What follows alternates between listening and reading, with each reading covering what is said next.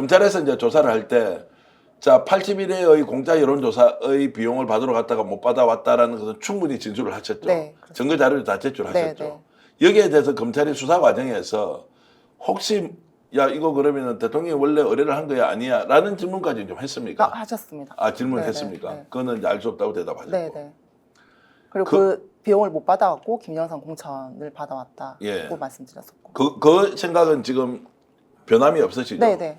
민태균 대표도 여러 번 네, 얘기를 했던 맞습니다. 것이죠.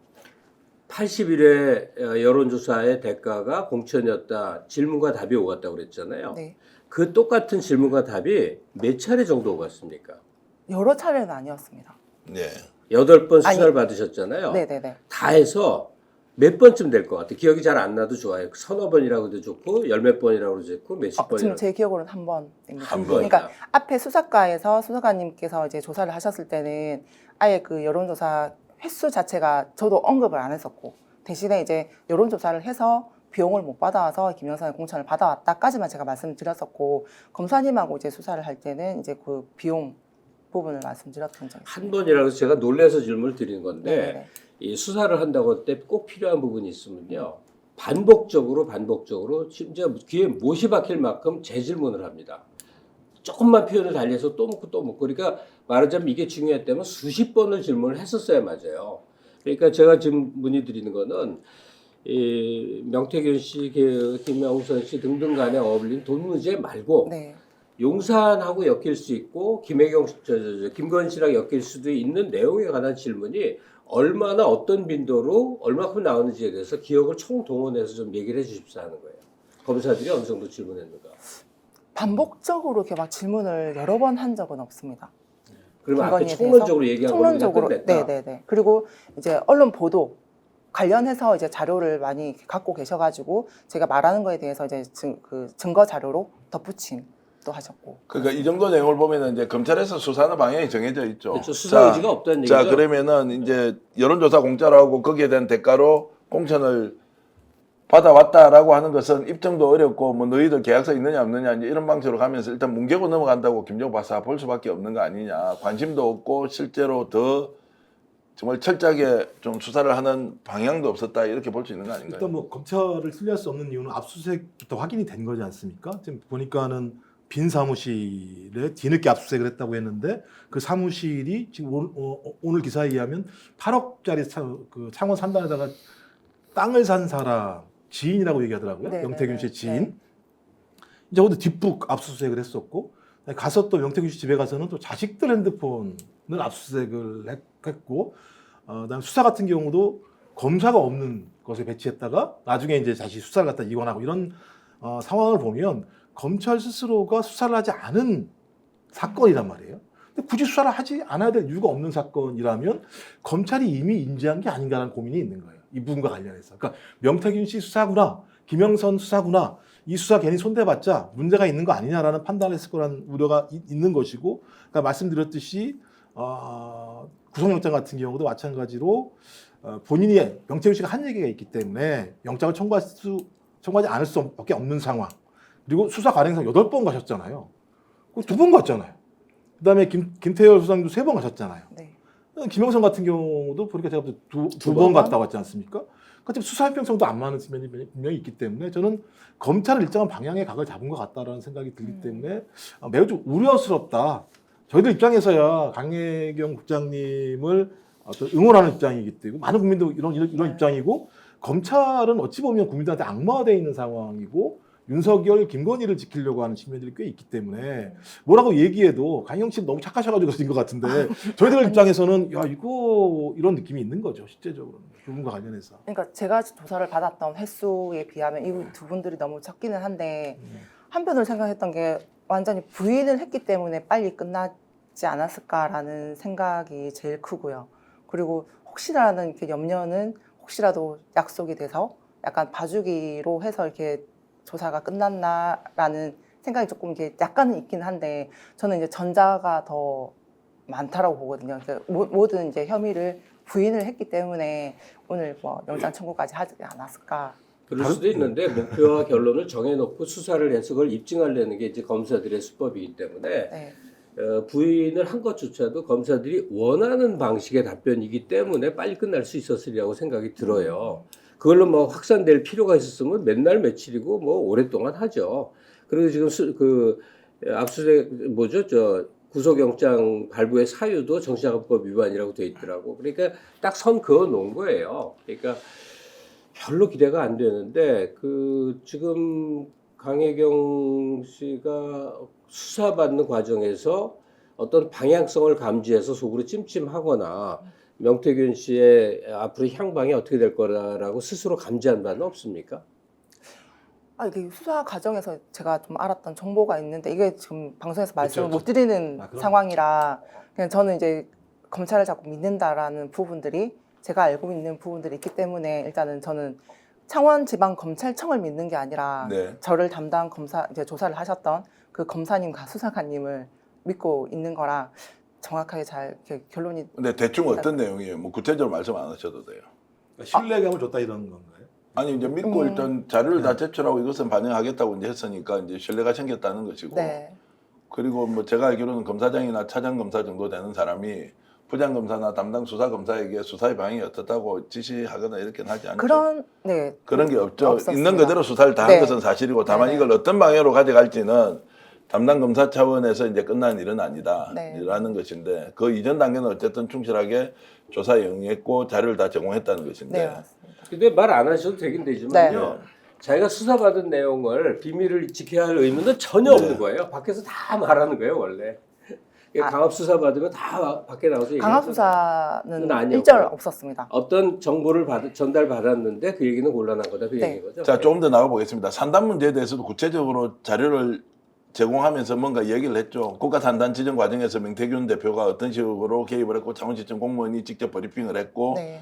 그리고 한겨레신문에서 지금 보도한 것은 창원시청 공무원도 명태균이 제시하는 자료가 다 국가정책으로 반영이 되었다라고까지 지금 이제 단독 보도가 이루어지고 있지 네, 않습니까? 맞습니다. 그것도 심각한 문제인데 철저하게 조사는 하던가요? 네, 철저하게 조사를 하셨고 예.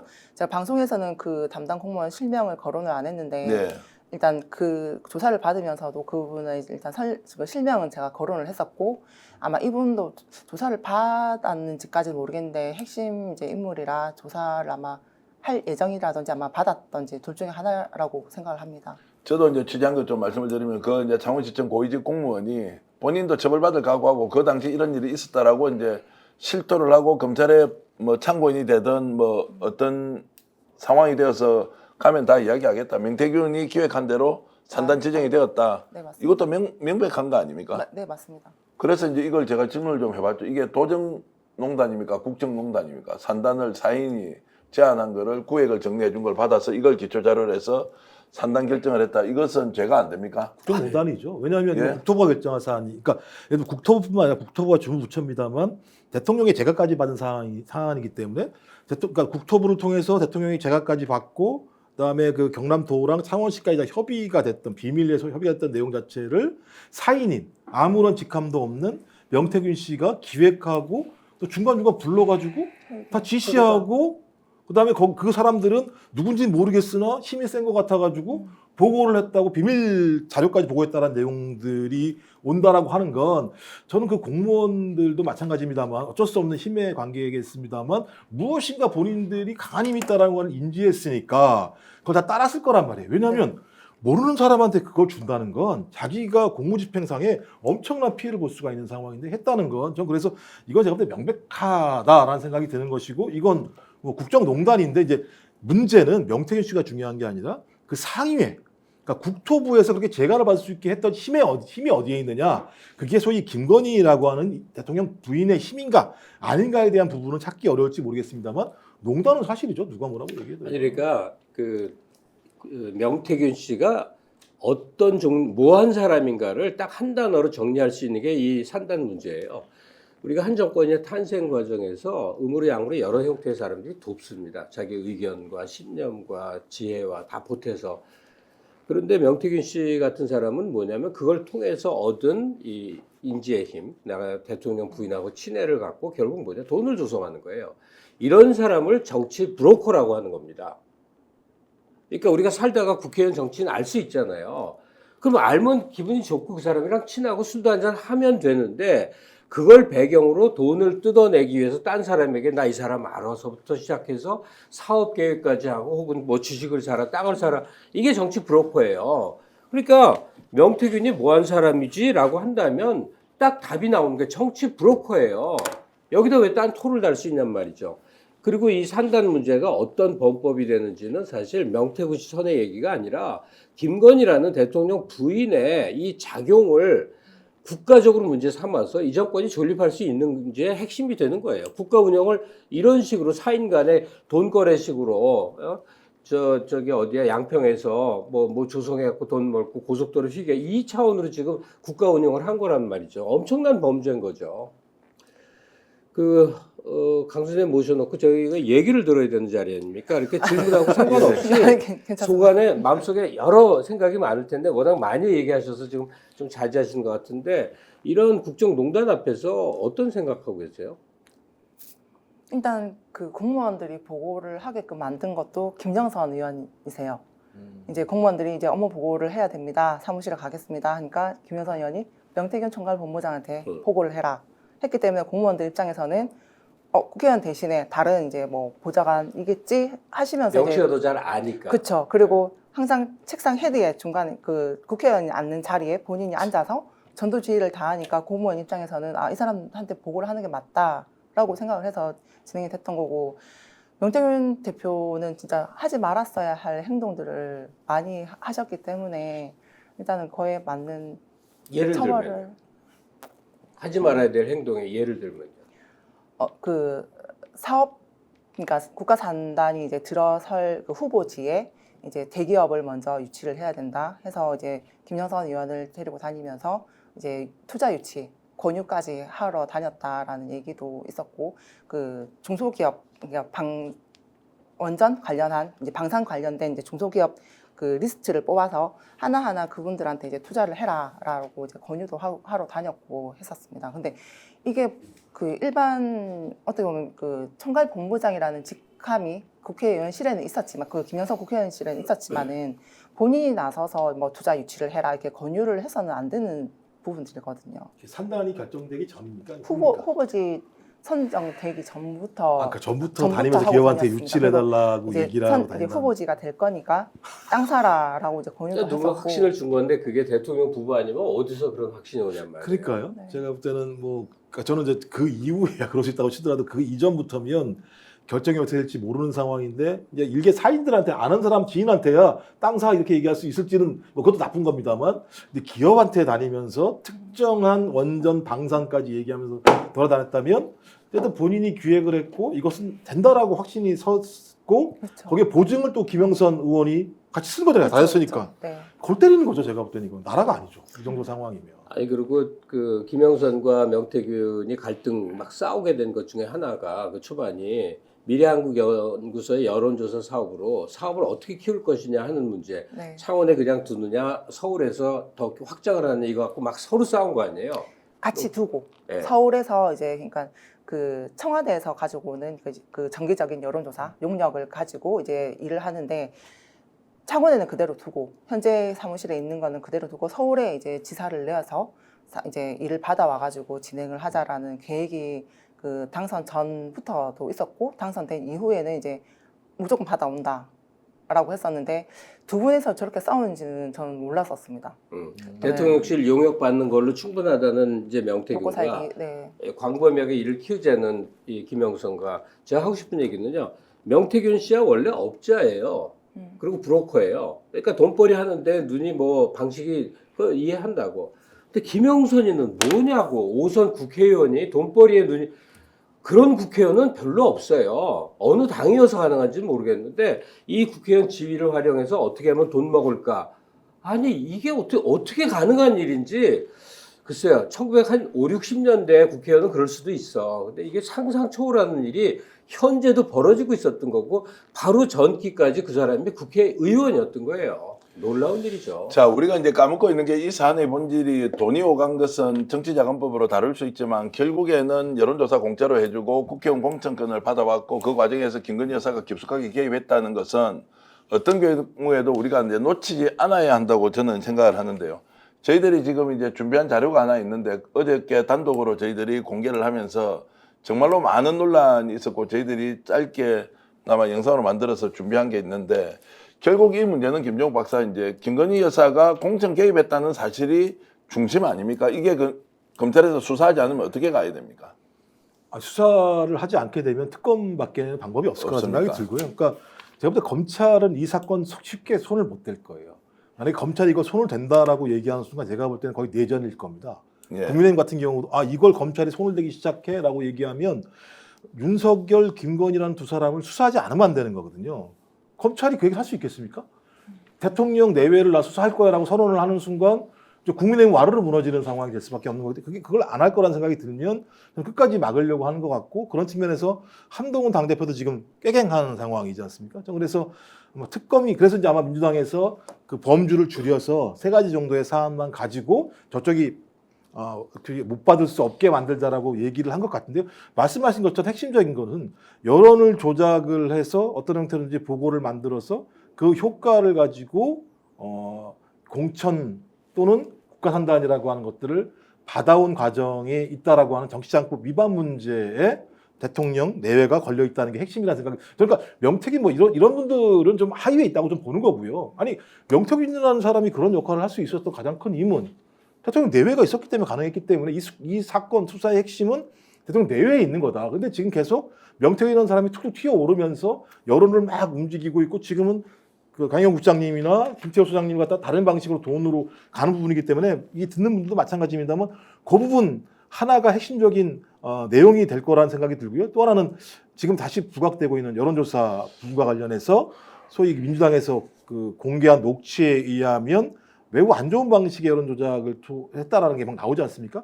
저는 이 두 가지가 핵심적인 거다. 왜 그러냐면 이게 사실이면 대통령의 후보로서의 정통성이 사라져버리는 측면이 있기 때문에 그렇습니다. 자, 그래서 이제 김건희 여사가 공천을 줬다는 것이 너무나 중요한데 지금 검찰 수사에서 좀 비켜가는 것 같아서 우리가 끝까지 진실을 추적한다라는 자세로 한 번 더 들어보겠는데요. 여러분, 어느 정도 김건희 여사가 깊이 개입한 것을 명태균 대표가 확인시켜 주는지 직접 녹취 내용 들어보시겠습니다.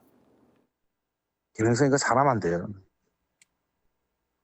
내가 그 김건희하고 윤석열이하고 김종인 만날 때 네. 아무도 연락하면 안 돼. 아무도 말하지 말고 아무도 김건희가 한테 내가 네. 죄송합니다, 미안합니다, 내가 하고 우리 누나 이제 바깥에 3시간 기다리는데 한 사람이 그래갖고 김건희가 놀래 자빠지는데 네. 그걸 데리고 가서 소개한 선배 공천 받을 때 우리 애까지 받았어.